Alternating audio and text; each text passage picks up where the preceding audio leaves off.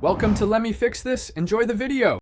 In this video, I will show how to change 2017 Ford Escape rear wiper blade.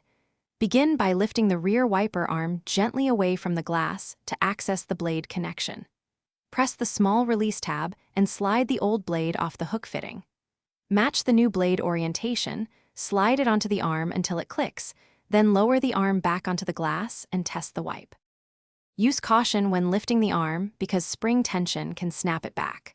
Find the release tab or clip where the blade meets the hook and press it firmly while sliding the blade sideways. Keep the arm supported with one hand to prevent sudden movement. Once the blade is free, dispose of it properly and compare the new blade to the old one to confirm correct fit and length before installation.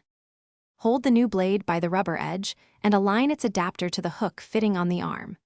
Slide the blade into the hook until you hear or feel a solid click, ensuring it is locked and cannot pull free. Gently lower the arm back onto the glass to avoid damage, then turn on the rear wiper and spray washer fluid to test for streaks or skipping. Make any small adjustments if needed. Thanks for watching. If you found this helpful, don't forget to like and subscribe.